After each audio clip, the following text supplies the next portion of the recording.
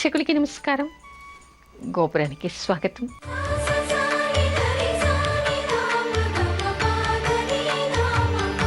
ఈ రోజు గోపురంలో సాంప్రదాయాలు చెప్పుకునే ముందుగా అర్చనలో ఈశ్వరుణ్ణి స్మరించుకుందాం.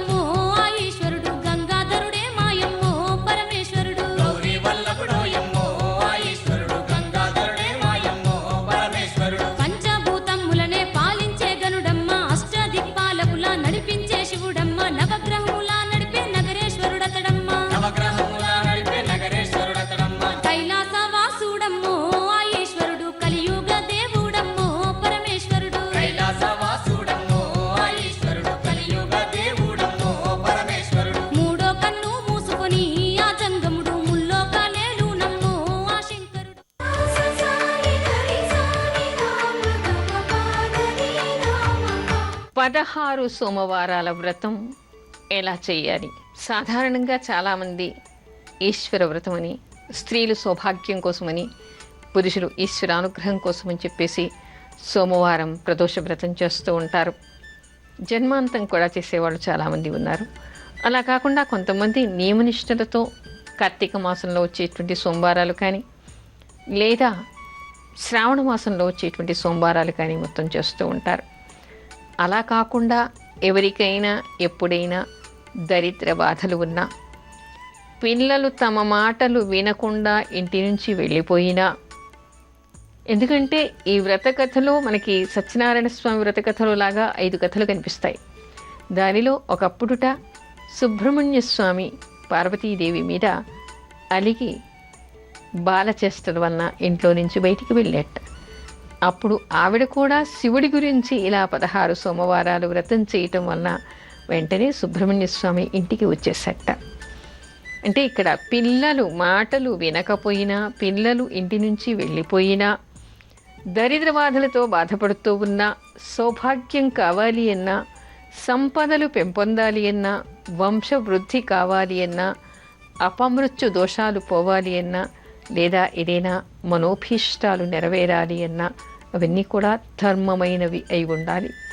అలాంటి వాటి కోసం అని చెప్పేసి 16 సోమవారాలు వ్రతం చెయ్యాలి అని సాక్షాత్తు శివుడే పార్వతీదేవికి చెప్పినట్టుగా మనకి వ్రతకథలో కనిపిస్తోంది. అయితే ఈ 16 సోమవారాల వ్రతం ఎప్పుడు ప్రారంభించాలి, ఈ వ్రతానికి ఉండేటువంటి నియమాలు ఏమిటి, ఎవరు ఈ వ్రతాన్ని చెయ్యాలి అనేటువంటి సందేహాలు కలగవచ్చు.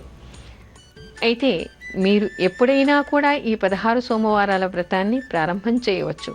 కాకపోతే ముఖ్యంగా ఏమిటంటే మూఢంలో కానీ, లేదా మీకు తారాబలం బాగా లేనప్పుడు కానీ కాకుండా మంచి రోజు చూసుకొని ఒక సోమవారం రోజు ప్రారంభం చేయండి. అలా చేసి 16 సోమవారాలు కూడా నిరంతరం ఈ పూజ జరగాలి. ఆ విధంగా ఏర్పాటు చేసుకోండి. దంపతులు ఇద్దరూ చేస్తే విశేషం, లేదా ఏ ఒక్కరు చేసినా కూడా దోషమేమీ లేదు. అయితే ఏ విధంగా చెయ్యాలి? సోమవారం రోజు, అంటే ఇది ఏ మాసంలో అయినా ప్రారంభించవచ్చు. కాకపోతే 16 సోమవారాలంటే ఇంచుమించుగా 4 మాసాలు ఈ వ్రతం చేయాల్సి ఉంటుంది. అయితే ఏ విధంగా చేయాలి? ఇక్కడ ఏం చెప్తారంటే, సోమవారం రోజు ఉదయమే వ్రతం చేస్తున్నటువంటి వాళ్ళు తలస్నానం చేసి, మీరైతే నదీ స్నానం చేసి ఈశ్వరుడి దగ్గర సంకల్పం చేసుకోవాలి. వాళ్ళు దేనికోసం ఈ వ్రతాన్ని చేస్తున్నారు, ఆ ఫలితం కావాలని చెప్పేసి ఈశ్వరుడికి సమర్పణ చేసుకోవాలి. అలా సంకల్పం చేసుకున్న తర్వాత ఆ రోజు వాళ్ళు ఉపవసించాలి. మధ్యాహ్నం కానీ లేదా సాయం సమయంలో కానీ, అంటే ప్రదోషకాలంలో కానీ మట్టితో శివలింగాన్ని చేసి శివుడికి అభిషేకం అర్చన చేయాలి. అర్చన చేసిన తర్వాత ఇక్కడ నివేదన ఏమిటి అంటే, గోధుమ పిండితో ప్రసాదం చేస్తూ ఉంటారు కదా, నెయ్యి, బెల్లం, గోధుమ పిండి, లేదా చక్కెర, గోధుమ పిండి, నెయ్యి కలిపి దీనితో ప్రసాదం తయారు చేయాలి. వేయించి ప్రసాదం తయారు చేయాలి. ఆ ప్రసాదాన్ని టెంకాయని, అరటిపళ్ళు, లేదా వీలై మీ శక్తి కొద్దీ ఏవైనా పళ్ళు తెస్తే అలాంటివన్నీ కూడా నివేదన చేయవచ్చు. వీలైనటువంటి వాళ్ళు మహానివేదన చేస్తే విశేషమైనటువంటి ఫలితం. అందుకని పరిశుద్ధంగా స్నానం చేసి వంట చేసుకుని అన్య పదార్థాలు దాని దగ్గరికి రానివ్వకుండా ఆ పదార్థాన్ని శుచిగా వండి ఈశ్వరుడికి అభిషేకానంతరం నివేదన చేయాలి. నివేదన చేసి నేతితో 11 ఒత్తులు ఉండేటువంటి దీపాన్ని 2 దీపాల్ని వెలిగించాలి. ఆవు నెయ్యితో దీపాన్ని వెలిగించాలి. వెలిగించి శివుడికి అర్చన ముందుగా ఆవాహన చేసి, అంటే మృత్తికతో లింగాన్ని చేశారు కదా, ఆ లింగంలోకి శివుణ్ణి ఆవాహన చేయాలి. ఆవాహన చేసి అభిషేకం చేయాలి. అభిషేకం చేయడానికి బ్రాహ్మడు రుద్రం చెప్తూ ఉంటే ఆ రుద్రమంతాలతో నవకం చవకంతో రుద్రాభిషేకం శివుడికి చేయాలి. ఇది పురుషులు చేస్తే విశిష్టమైనటువంటి ఫలితం వస్తుంది. ఆ తర్వాత లేదా స్త్రీలు చేస్తే మహిమ్న స్తోత్రంతో చేయొచ్చు, లేదా పురుషుడు ఆ మంత్రాన్ని చెప్తూ ఉంటే దానితో అభిషేకం చేయవచ్చు. పంచామృత అభిషేకం కానీ, గంగాజలంతో కానీ, లేదా శోకాలు ఉన్నటువంటి వాళ్ళు బెల్లం నీళ్లతో కానీ, లేదా రకరకాల పళ్ళ రసాలతో కానీ, లేదా అన్ని రకాలుగా కానీ మీ శక్తి మీ వీరుడు అనుసరించి శివుడికి అభిషేకం చేయవచ్చు. ఆ తర్వాత అలంకారం చేసి వస్త్ర సమర్పణ చేసి షోడశోపచార పూజ చేయాలి. అలా చేసిన తర్వాత హారతి ఇచ్చి అప్పుడు అర్చన చేయాలి. ఆ అర్చన కూడా శివ సహస్రనామం కానీ, శివాష్టోత్తరం కానీ, శివ పంచాక్షరితో కానీ, పత్రాలతో పుష్పాలతో శివుడికి అలంకరణ చేసి అర్చన చేసి హారతి ఇచ్చి నివేదన చేయాలి. సాయంత్రం వరకు ఉపవసించాలి. ప్రదోష కాలంలో ఒకవేళ మధ్యాహ్నం అర్చన చేసి ఉంటే ప్రదోష కాలంలో మళ్ళీ దీపారాధన చేసి మళ్ళీ టెంకాయ కొట్టో, లేదా పళ్ళు నైవేద్యం చేసో, లేదా సాయంత్రం వండినటువంటి వంటని నివేదన చేసో హారతి ఇచ్చి ఆ తర్వాత ఆ శివలింగానికి ఉద్వాసన చేయాలి, అంటే లింగాన్ని కదిలించాలి. ఆ తర్వాత బ్రాహ్మణ సమారాధన, పేదవాళ్ళకి కానీ బ్రాహ్మణులకి కాదు భోజనం పెట్టాలి. ఆ తర్వాతనే వాళ్ళు భుజించాలి. ఆ రోజు బ్రహ్మచర్యం చేయాలి. నేల మీద పడుకోవాలి. భూసేనం చేయాలి. చాప వేసుకొని దిండు వేసుకొని హాయిగా నేల మీద పడుకోవాలి. ఇక్కడ వ్రతం అయిపోయింది కదా, ఇప్పుడు ఏమైనా తినచ్చు అని అన్ని పదార్థాన్ని స్వీకరించకూడదు. ఆ రోజు శివనామస్మరణ చేస్తూనే గడపాలి. ఆ తర్వాత మరునాడు ఆ శివలింగాన్ని, ముందు రోజు ఉద్వాసన చేసినటువంటి లింగాన్ని తీసుకెళ్ళి ఎక్కడైనా ప్రవాహంలో దాన్ని నిమజ్జనం చేయాలి. అంతవరకు ఆ వ్రతాన్ని ఆ విధంగా చేస్తూ 16 సోమవారాలు ఈ వ్రతాన్ని నిరంతరంగా కొనసాగించాలి.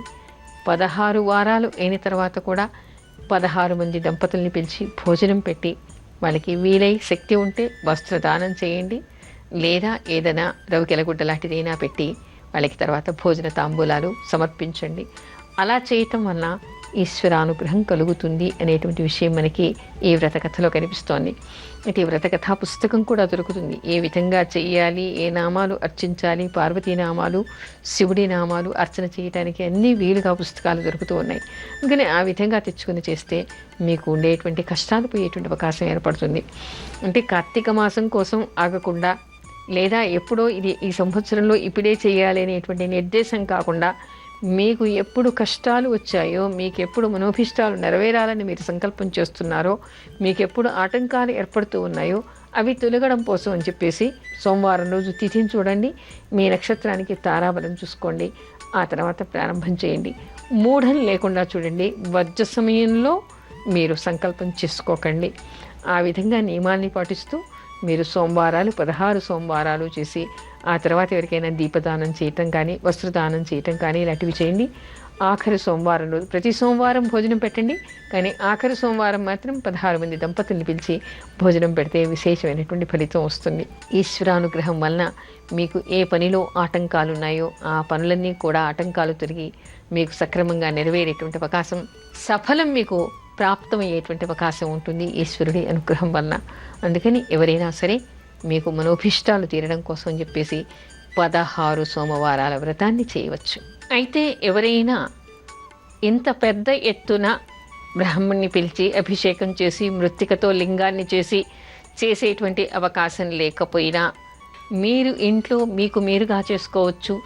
లేదా సూక్ష్మంలో మోక్షంలాగా మీరు గుడికి వెళ్ళి శివుడికి ఆ రోజు అభిషేకం చేయించి అర్చన చేయించి ప్రదోషకాలం వరకు ఉపవసించి ప్రదోషకాలంలో దీపారాధన చేసి ఈ కథను చదువుకొని ఇంట్లో, ఈ కథను 5 కథలు ఉంటాయి, ఇందులో 5 కథలు చదువుకోండి, అర్చన చేయండి, దీపారాధన చేయండి. గోధుమ పిండితో రవ్వ మనం ప్రసాదం చేస్తూ ఉంటాం కదా, గోధుమ పిండి, నెయ్యి, బెల్లం కానీ చక్కెర కానీ వేసి ప్రసాదం చేసి నివేదన చేయండి. మీరు తినేటువంటి భోజనం కూడా శుచిగా స్నానం చేసి వండుకోండి. మామూలుగా ఏమిటి, నివేదనకి మనం ఎలాంటి వంట చేసుకుంటామో అలాంటి వంటని మాత్రమే చేయండి. సాత్వికమైనటువంటి ఆహారాన్ని చేసి ఈశ్వరుడికి నివేదన చేసి వీలైనంతలో ఎవరికైనా ఒకరికి భోజనం పెట్టండి. లేదా కనీసం ప్రసాదం కూడా, ఇందులో నియమం ఏమిటంటే దీనిలో 2 భాగాలు చేయాలి. ఈ ప్రసాదాన్ని చేసి ఒక భాగంలో ఎవరికైనా బ్రాహ్మలకి కానీ పేదవాళ్ళకి కానీ ప్రసాదాన్ని పంచడం, కొంత భాగాన్ని ఆవుకి పెట్టడం, మిగతా భాగంలోది మాత్రమే ఇంట్లో కుటుంబ సభ్యులు తాను కూడా ప్రసాదంగా స్వీకరించాలిట. అంటే దీనిలో ప్రసాదాన్ని 2 భాగాలు చేసి ఒకదాన్ని అందరికీ వితరణ చేయటం, ఆవుకి పెట్టడం, రెండో భాగంలోది మాత్రమే అందరూ స్వీకరించడం అనేటువంటి నియమం కూడా కనిపిస్తోంది. ఆ విధంగా చేయండి. కనీసం 16 సోమవారాలు అయిపోయిన తర్వాత అయినా మీకు భోజనాలు పెట్టి వస్త్రాలు పెట్టడానికి వీలు కాకపోతే కనీసం రవికెల గుడ్డ ఇచ్చి, పండు తాంబూలమైనా ఇచ్చి, ప్రసాదమైనా నలుగురికి పంచండి, 16 మందికి పంచండి. ఆ తర్వాత మాత్రమే భోజనాన్ని చేయండి. మీకు అభిషేకం చేయడానికి ఇంట్లో వీలు కాకపోతే గుడిలో అయినా అభిషేకం చేయించుకోవచ్చు. ఇక్కడ జరగవలసింది ఏమిటంటే సాయంత్రం వరకు ఉపవసించడం, ఆ రోజు బ్రహ్మచర్యం చేయటం, నేల మీద పడుకోవడం, అన్య పదార్థాన్ని తినకపోవడం, కనీసం కథ చదువుకుని అక్షతలు వేసుకుని శివుడికి అర్చన చేయడం, గుడిలో అభిషేకం చేయించడం లాంటివి చేయాలి. ఇలా 16 సోమవారాలు చేయటం వలన శివానుగ్రహం వలన మీ పనులు నెరవేరేటటువంటి అవకాశం మీకు ఏర్పడుతుంది. అపమృత్యు దోషాలు తొలగిపోవడానికి శివుడికి చెంపక పువ్వులతో ఏ విధంగా అర్చన చేయాలి? మామూలుగా మనకి ధర్మసింధులోను శివపురాణంలోనూ అనేక విశేషాలు కనిపిస్తూ ఉన్నాయి. వాటిలో ఏమిటంటే అపమృత్యు దోషాలు పోవడం కోసం అని చెప్పేసి గరికతో శివుణ్ణి అర్చించాలి అని, అదేవిధంగా చంపక పువ్వులతో అర్చించాలి అనేటువంటి విశేషం కనిపిస్తోంది. అయితే మనం ఇంతకుముందు నిన్న చెప్పుకున్నాం, లక్షపత్రి పూజ ఎలా చేయాలి అనుకున్నప్పుడు గరికతో ఎలా చేయాలి అనేటువంటి విషయాన్ని చెప్పుకున్నాం. అదేవిధంగా 1,00,000 చంపక పువ్వులతో శివుణ్ణి అర్చించటం వలన కూడా అపమృత్యు దోషాలు తొలగిపోతాయిట. అయితే 1,00,000 చంపక పువ్వుల్ని శివుడికి ఏ విధంగా అర్చించాలి? ఇక్కడ మనకి అపమృత్యు దోషాలు అంటే పిల్లలకి బాలారిష్టాల వలన అపమృత్యు దోషాలు కావచ్చు, లేదా జాతక రీత్యా వాళ్ళకి ఏమైనా మారక యోగాలు కూడా ఉండి ఉండవచ్చు. అలాంటి ఉన్నప్పుడు అలాంటి మృత్యు దోషాలు పోవడం కోసం, లేదా కొంతమందికి వ్యాధి వలన ఇక పోతారేమో అని అనుమానం కలగవచ్చు. అలా ఉన్నప్పుడు కూడా ఆ వ్యాధి నివారణ జరగడం కోసం, అపమృత్యు దోషాలు తొలగిపోవడం కోసం కూడా ఇలాంటి పూజను చేయాలి అని చెప్పేసి మనకి శాస్త్రంలో కనపడుతోంది. అయితే ఏ విధంగా చేయాలి? అర్చన ఏ విధంగా చేయాలి? అభిషేకం ఏ విధంగా చేయాలి? ఇలా అపమృత్యు దోషాలు ఉన్నప్పుడు, లేదా దీర్ఘకాలికమైనటువంటి వ్యాధులతో వాళ్ళు ప్రమాదకరంగా మారి అది దీనివల్ల ప్రాణం పోతుంది అనేటువంటి ఉన్నప్పుడు అభిషేకం ఏ విధంగా చేయాలి? అర్చన ఏ విధంగా చేయాలి? అక్కడ అభిషేకానికి ఏం చెప్తారంటే నాటు ఆవు పాలు, మామూలుగా మనకి ఈ రోజుల్లో జెర్సీ పాలు, సంకరం అయినటువంటి ఆవుల పాలు దొరుకుతూ ఉన్నాయి. అవి ఏమాత్రం కూడా పనికిరావు. నాటు దేశీ ఆవు ఏది ఉంటుందో దాని పాలని మాత్రమే స్వీకరించి, ఆ పాలల్లో పట్టిక బెల్లం పౌడర్, మిశ్రీ అంటారు కదా, అలాంటి పౌడర్ని దానిలో వేసి ఒక బ్రాహ్మడు మృత్యుంజయ మంత్రాన్ని చదువుతూ ఉంటే, ఆ మృత్యుంజయ మంత్రం చదివినంతసేపు కూడా ఏ వ్యక్తికి వ్యాధితో బాధపడుతూ ఉన్నాడో ఆ వ్యక్తికి ఆ వ్యాధి నివారణ జరగాలి అని సంకల్పం చేసి అతను మృత్యుంజయ జపం 10,000 జపం చేయాలిట. ఆ 10,000 జపం చేస్తున్నంతసేపు కూడా ధార ఆగకుండా ఈ పట్టిక బెల్లము పాలు కలిపినటువంటి ఆ మిశ్రమాన్ని శివుడి మీద పోస్తూ ఉండాలిట. వీళ్ళు శివపంచాక్షరి కానీ మృత్యుంజయ మంత్రాన్ని కానీ చదువుకుంటూ ఉండవచ్చు. అతను అక్కడ 10,000 లెక్క పెడుతూ జపమాలతో జపం చేస్తూ ఉంటాడు. అలా అతను జపం సాగినంతసేపు ఈ చెయ్యితో ఆగకుండా ఆ ధార శివుడి మీద పడుతూనే ఉండాలిట. అలా కాకపోతే, మృత్యుంజయ మంత్రం కాకపోతే 10,000 సార్లు పురుష సూక్త పారాయణ చేస్తూ కూడా శివుడికి అర్చన చేయొచ్చుట. పురుష సూక్తం విష్ణువుకి కదండి, శివుడికి ఎందుకు చేస్తారు అనే సందేహం మీకు అక్కర్లేదు. ఇక్కడ మనకి శాస్త్రంలోనే ఆ విధంగా శివపురాణంలోనే కనిపిస్తోంది. అందుకని దానితో కూడా చేయవచ్చు. అందుకని పురుష సూక్తం 10,000 సార్లు కానీ, లేదా మృత్యుంజయ మంత్రాన్ని 10,000 సార్లు కానీ, లేదా రుద్రాన్ని అయినా సరే 11 సార్లు. మనకి మామూలుగా ఏమిటంటే 11 సార్లు చేస్తే లఘురుద్రమని, దాన్ని 11 సార్లు చేస్తే మహారుద్రమని ఇలా చెప్తారు. అలా మహారుద్రం చేస్తూ అయినా శివుడికి చేయవచ్చు. మహాన్యాసపూర్వక ఏకాదశి రుద్రాభిషేకాన్ని అలా 11 సార్లు చేస్తూ కూడా చేయవచ్చు. అలా కానప్పుడు పురుష సూక్తంతో కూడా చేయవచ్చు, మృత్యుంజయ మంత్రంతో కూడా చేయవచ్చు. ఎవరికి ఏది వీలుగా ఉంటే ఆ విధంగా చేయవచ్చు. మొత్తానికి అంతసేపు కూడా ధార ఆగకుండా శివలింగం మీద పోస్తూనే ఉండాలి. అయితే రోగ నివారణకి మరో అద్భుతం కూడా కనిపిస్తోంది. అదేమిటంటే ఎర్ర గన్నేరు పువ్వులతో శివుడికి అర్చన చేయటం. 1,00,000 పువ్వులతో అర్చన చేయాలి. అది కూడా మనం ఇంతకుముందు చెప్పుకున్నాం కదా, ఆషాఢ శుద్ధ పౌర్ణిమ రోజు కానీ, ఆషాఢ శుద్ధ ఏకాదశి రోజు కానీ, లేదా కార్తీక శుద్ధ పౌర్ణిమ రోజు కానీ, లేదా మళ్ళీ వచ్చేటువంటి మాఘ శుద్ధ పౌర్ణిమ రోజు కానీ, చైత్రశుద్ధ పౌర్ణిమ రోజు కానీ, లేదా మళ్ళీ వైశాఖ శుద్ధ పౌర్ణిమ రోజు కానీ ప్రారంభించి ఒక 108 రోజులు రోజు కూడా ఒక 1000 సార్లు 1000 పూలతో, అంటే 1108 పువ్వుల్ని వెయ్యాలి. ఒక్కొక్కసారి శివుడికి మృత్యుంజయ మంత్రం చెప్తూ రోగ నివారణ జరగాలి అని చెప్పి సంకల్పం చేసి ఆ విధంగా శివుడికి, లేదా శివ సహస్రనామంతో కానీ గన్నేరు పూలని శివుడి మీద వేస్తూ అర్చన చేయాలి. అలా 108 రోజులు చేసి చిన్నది బంగారు గన్నేరు పువ్వు, వెంటిది గన్నేరు పువ్వు తీసి శివుడి మీద ఒకటి పెట్టడం, ఒక చేత బ్రాహ్మడికి దానం చేయటం చేయాలి. అలా చేయటం వలన రోగం వలన ప్రమాదంగా మారి మృత్యువాత పడేటువంటి అవకాశం తగ్గిపోయేటువంటి అవకాశం వీళ్ళకి ఏర్పడుతుంది అని మనకి శివపురాణంలో కనిపిస్తోంది. చెంపక పువ్వులతో చేయటం వలన కూడా అపమృత్యు దోషాలు పోతాయి అనేటువంటి విషయం మనకి ధర్మసింధులో కనిపిస్తోంది. అయితే చెంపక పువ్వులతో ఏ విధంగా చేయాలి? మనం ఇంతకుముందు చెప్పుకున్నట్టుగానే ఆషాఢ శుద్ధ పౌర్ణిమ రోజు కానీ, లేదా కార్తీక శుద్ధ పౌర్ణిమ రోజు కానీ, మాఘ శుద్ధ పౌర్ణిమ రోజు కానీ, లేదా మళ్ళీ మనకి వైశాఖ శుద్ధ పౌర్ణిమ రోజు కానీ దీన్ని ప్రారంభం చేయవచ్చు. లేదా మరొక విషయం, ఎవరైనా ఏదైనా వ్రతాన్ని ప్రారంభించాలంటే రథసప్తమి రోజు కూడా ప్రారంభం చేయవచ్చు. అలా ప్రారంభం చేసి 108 రోజులు ఈ అర్చన కొనసాగించాలి. అంటే కొన్ని పుష్పాలకి మాత్రం ప్రత్యేకంగా మనకి లక్షార్చనకి అనేక పుష్పాలు ఉన్నాయి. ఆ పుష్పాలకి అన్ని సీజన్స్లో అన్నీ దొరకవు కాబట్టి దానికి సంబంధించినటువంటి సీజన్లో కూడా దాన్ని చేసుకోవచ్చు. అయితే ఇక్కడ చెంపక పువ్వులు మంచి సువాసన కలిగి ఉంటాయి. ఆ చెంపక పువ్వులతో కూడా లక్షార్చన చేయాలిట. లక్షార్చన కూడా ఇదే విధంగా మామూలుగా ఏమిటి, రోజు కూడా 1108 సార్లు చేయటం. 1108 నామాలతో ఈ ఒక్కొక్క నామానికి 2 పువ్వుల్ని సమర్పిస్తూ పూజ చేయాలి. అలా పూజంతా 108 రోజులు అయిన తర్వాత కూడా చెంపక పుష్పాన్ని కూడా, ఒక చిన్న బంగారు పుష్పాన్ని, ఒక వెండి పుష్పాన్ని తయారు చేసి, ఆ తర్వాత బ్రాహ్మడికి కూడా ఒక జతగా ఆ పుష్పాలు తయారు చేసి వస్త్రాలతో పాటు దాన్ని దానం చేయాలి. ఆ రోజు బ్రాహ్మణికి భోజనం పెట్టాలి. శివార్చన చేసేప్పుడు మాత్రం అభిషేకం తప్పనిసరిగా చేయాలి. ఆ తర్వాత మాత్రమే అర్చన చేయాలి. ఈ విధంగా ఎవరు చేస్తారో వాళ్ళకి అపమృత్యు దోషాలు తొలగిపోయేటువంటి అవకాశం ఏర్పడుతుంది అని మనకి ధర్మసింధులో కనిపిస్తోంది. అంటే ఇక్కడ మనకి ఆయుష్ కోసం ఎన్ని రకాలుగా ఉంది, ఎవరికి ఏది వీలైతే అది చేయవచ్చు. ఒకటేమో నాటు ఆవు పాలు, పట్టిక బెల్లం కలిపినటువంటి దానితో మిశ్రమంతో శివుడికి అభిషేకం చేస్తూ మృత్యుంజయ జపం చేయటం, లేదా పురుష సూక్త పారాయణ చేయటం అనేటువంటిది ఒకటి. అభిషేకం చేసి ఆ తర్వాత గరికెతో కానీ, లేదా ఎర్ర గన్నేరు పూలతో కానీ లక్షార్చన. ఇది కూడా 108 రోజులు. మరి వ్యాధి తీవ్రత ఉందండి, సీరియస్గా ఉన్నారండి, వాళ్ళు బతుకుతారో బతకరో 108 రోజులు అనే సంశయం అక్కర్లేదు. ఒకసారి ప్రారంభించారంటే మీ సమస్యని ఈశ్వరుడి పాదాల దగ్గర పెట్టిన వాళ్ళు అవుతారు. కాబట్టి వాళ్ళని రక్షించేటువంటి బాధ్యత కూడా ఆయనే తీసుకుంటాడు, భయపడక్కరలేదు. ఆ విధంగా చేస్తూ వెళ్ళండి. తర్వాత చంపక పువ్వులు అందరికీ అందుబాటులో ఉండకపోవచ్చు. అందుబాటులో ఉన్నటువంటి వాళ్ళైతే అవి చేయడం మహావిశేషం. దానివల్ల ఆయుష్ పెరుగుతుంది అని మనకి ధర్మసింధులో కనిపిస్తోంది. అయితే చంపక పువ్వులు ఎవరికి దొరకకపోయినా గన్నేరు పువ్వులు అందరికీ దొరుకుతాయి. గరిక అయితే అందరికీ దొరుకుతుంది. గరికతో చేయండి. ఆ తర్వాత రోగ నివారణ కోసం గన్నేరు పూలతో చేయండి. అంటే రోగం వలన మీకు అపమృత్యు దోషాలు ఉన్నాయి అనుకుంటే గన్నేరు పూలతో చేయండి, అభిషేకం చేయండి.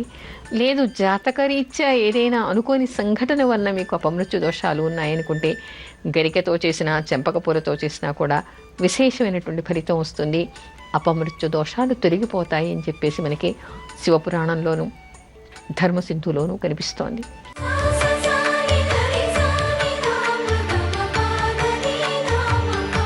ఇవేల్టి మంత్రం మృత్యుంజయాయ నమః.